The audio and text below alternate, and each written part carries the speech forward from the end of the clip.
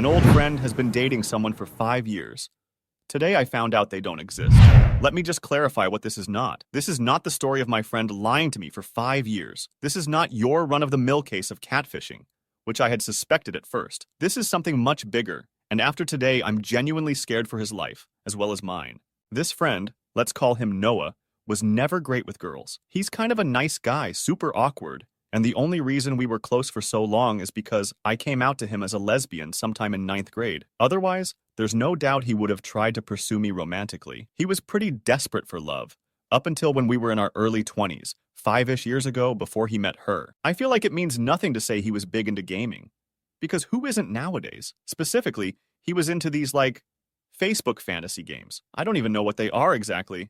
I think they're like shit-quality RPGs that people play for free if they can't afford to subscribe to World of Warcraft. I used to get game requests from him every day. Luckily, you can just block those, so I did. Anyway, this one game he used to play had a chat function which a lot of people use to meet people. It's really not that weird. I have other friends that have met hookups in a similar fashion. I was actually pretty happy for him when he told me about this girl. I'll call her Clara. At least he had someone to talk to, even though the girl was from Ohio, which is about a 7-hour drive from us. The red flags started popping up pretty early, though. Out of curiosity, I looked at Clara's Facebook profile, and it was immediately suspicious to me. It's not like she seemed out of his league or anything. It looked like the kind of girl he would date. Choppy purple pixie cut, face piercings, a collarbone tattoo of a pokeball, a light dusting of acne on her pale skin. Anime convention type of girl. Definitely his type. What got me was she uploaded a number of pictures with her in it, but there were no tags for any of the other people in the photos. They had also been uploaded all at the same time. Most of the friends she had, and the only likes, comments on her pictures and posts were, well, guys that seemed to have an intimate relationship with her. A lot of comments like, "There's my beautiful girl." A lot of flirting with that dumbass three face. Nothing to do with the occasion or the other people in the picture. They were all about her. Maybe I shouldn't have said anything? Did I make him dig his heels in further? I was just looking out for him and his heart, I guess. I pointed this out to Noah, but he was having none of it. He showed me that all of the comments dated back to before they started talking, and there was no overlap either. He said there was no way this girl would cheat on him or anyone, that she was really sweet, just flirty, and truly loved him. I mentioned the other stuff that was weird, but he snapped back that I was just looking for things to not like about her and being overprotective. He was pretty upset.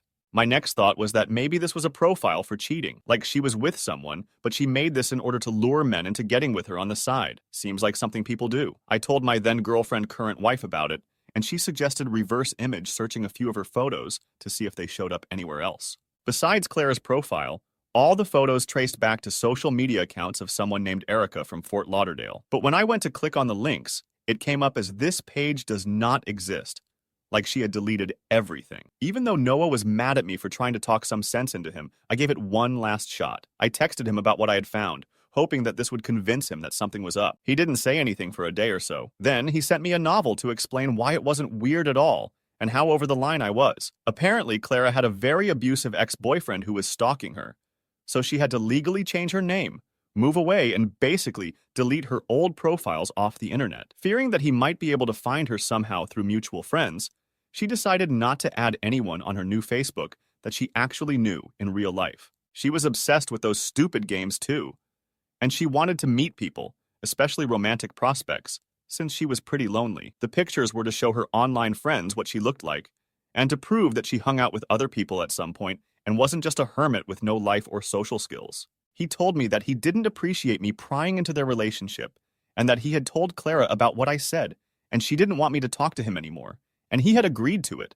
The last thing he said to me was, "Just in case you're still hung up on this, here's a picture of us FaceTiming." Sure enough, the screenshot showed him video chatting with the girl from the profile. Same hair, same face piercings, same tattoo. She looked normal, just kind of tired. Before I could say anything or apologize, he blocked me.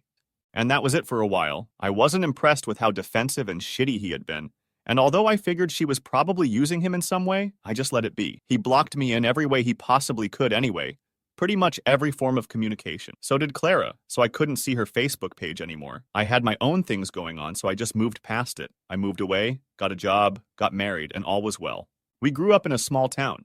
So one day when I went back to visit a few months ago, I ran into his mother at the one grocery store we have. We chatted for a while about how things were going with me, and she seemed very friendly and happy. Then I asked her about Noah.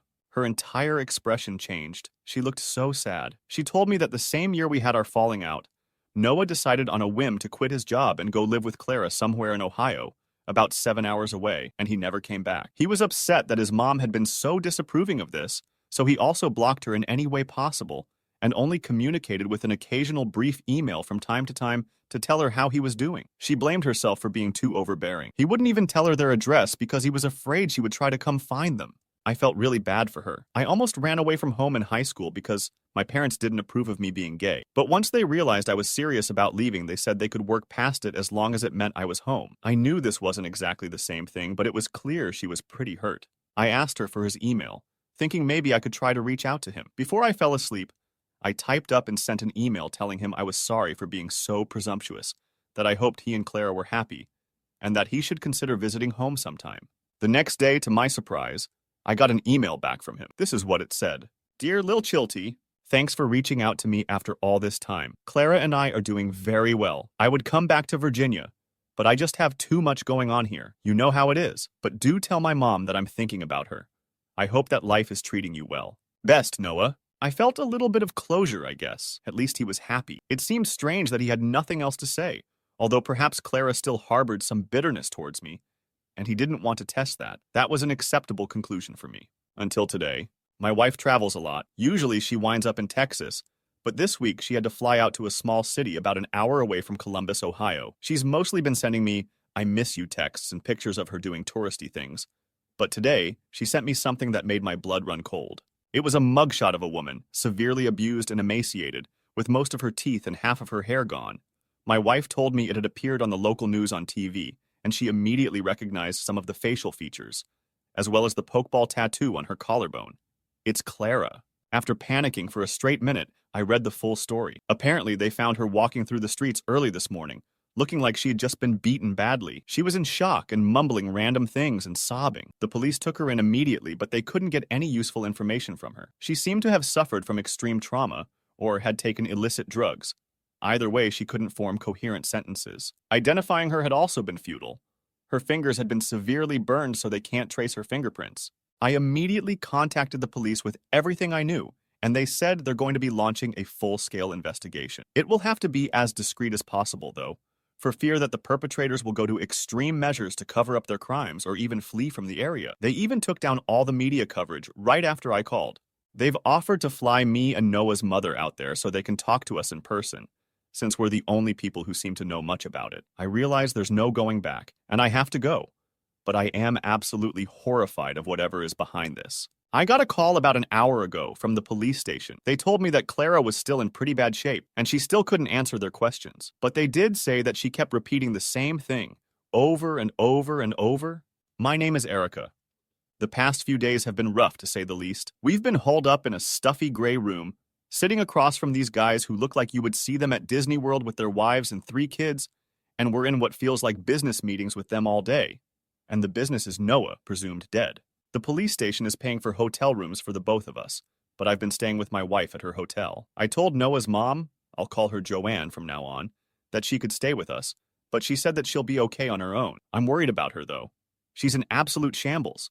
And why wouldn't she be, especially based on the state Erica is in? Speaking of, Erica went from incoherent mumbling to repeating herself to falling into complete silence. They gave her some sedatives to try and help her sleep, which she responded poorly to at first, showing signs of aggression, but then she finally dozed off. They let her rest yesterday, and today they did a psychiatric evaluation. I've mostly been the one speaking to the investigators. It's not just that Joanne is too emotionally bogged down for this, which I completely understand. Honestly, she just didn't know much about Noah. His dad died when he was about 10, and it shook them both pretty bad. Joanne responded by trying to protect her son to an unhealthy degree, and in what I can only describe as an anti-Oedipal rage, Noah rejected and resented all of her love in his urgent quest for courtship.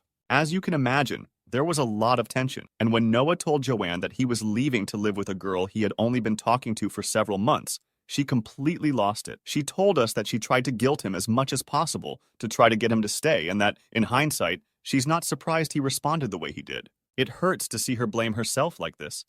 She shouldn't, but she does.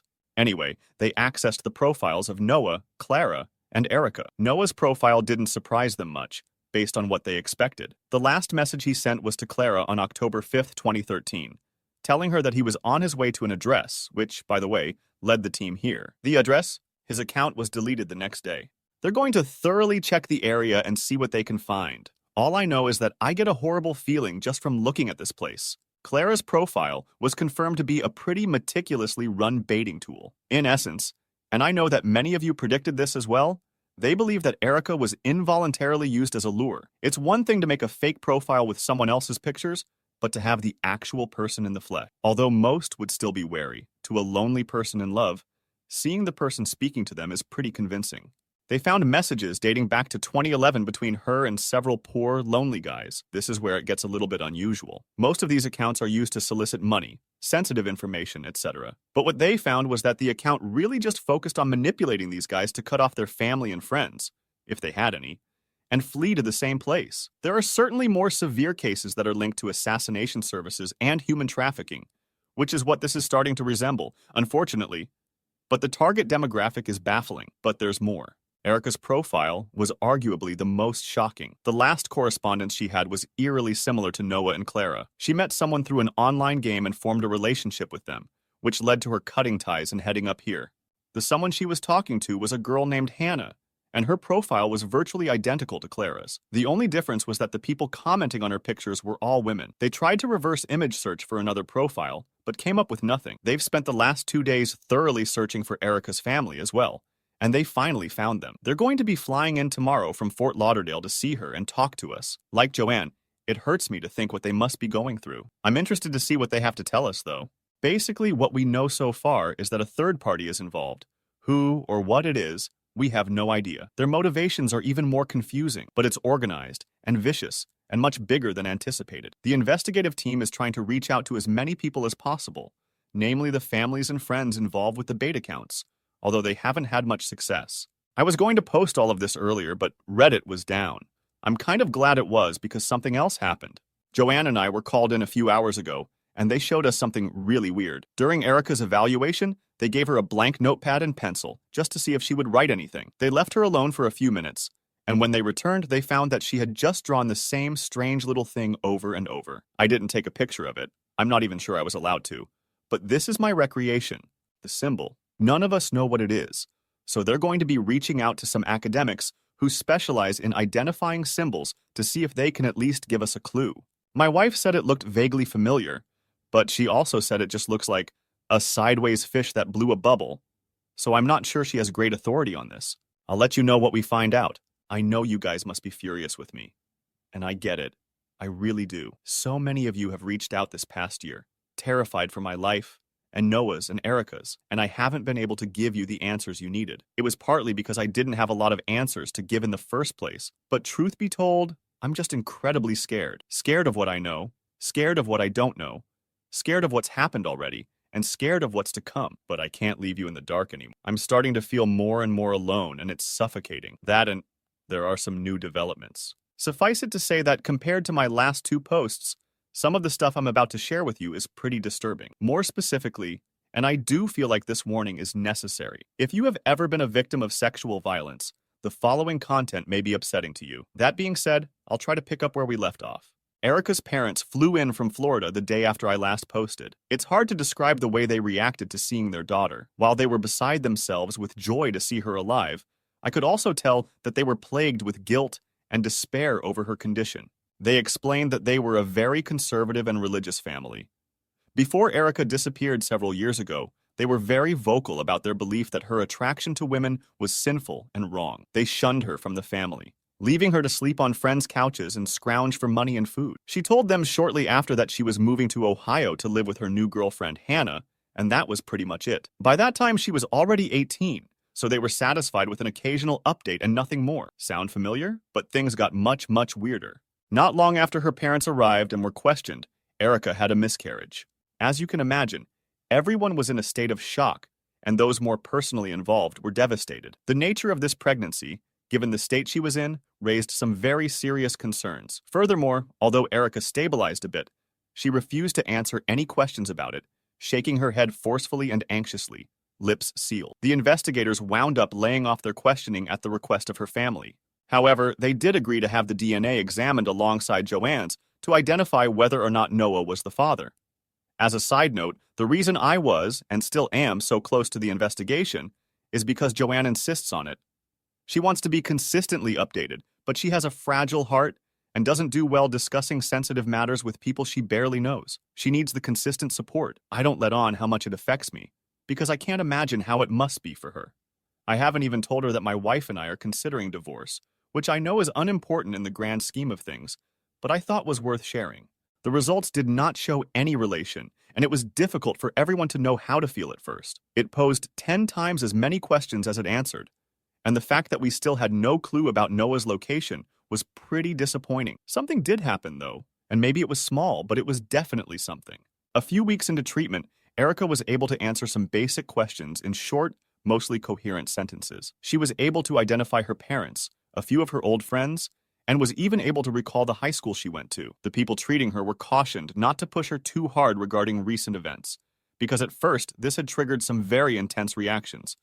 But eventually they decided to take a small step. They showed her a picture of Noah. Although they didn't expect the worst, they had prepared for it. Several assistants were on standby just in case she became violent. But when her eyes traversed the image, the first thing she did was weep. According to the staff, she gently took the photo and began speaking softly to it, just saying, "Noah, I'm sorry, I'm so sorry," until they took it back. It wasn't clear what her exact sentiments towards him were, but they definitely weren't fearful or malevolent. In spite of all the unanswered questions and worries, this felt like good news. But in my eyes, even that didn't warrant an update. Up to this point, it felt like we hadn't even moved an inch closer to knowing the truth. And I know that I should have given you guys something, to let you know that we haven't given up on this, but it really started to feel like we were just driving ourselves into a dead end. I'm sorry about that. But I think we're back on the road. We've got something. And that's why I'm awake, at 5 in the morning, typing all this with some kind of desperate hope in my heart. Remember the symbol? Last night, the police got a response from a professor at a Midwestern university who specializes in semiotics. Symbols, basically. Their email was very long and detailed, so I won't include the whole thing, but here's the bulk of it. This symbol is reminiscent of a small fundamentalist group called Siren, founded in St. Louis, Missouri. They amassed some money and power in the 60s by hosting small seminars targeted at young women, largely from religious families, who expressed disinterest in marrying and bearing children. These seminars sought to empower these women to use their God-given powers, their innate ability to seduce men, and continue the circle of life. However, accounts from a few people who attended these meetings suggest that their main objective was brainwashing. Somewhat unsurprisingly, Siren became more notorious for sponsoring inhumane conversion camps that administered electroshock therapy and lobotomies to homosexual men and women. The camps were ultimately shut down, and the group subsequently vanished from the public eye, but it's possible that the group remained active and opted to keep a very low profile. As of now, we're searching for people who have been affiliated in any way with this organization. If you know anything about Siren, please let me know ASAP. I'm sure I'll have more to tell you guys very soon. Thanks for sticking around if you did.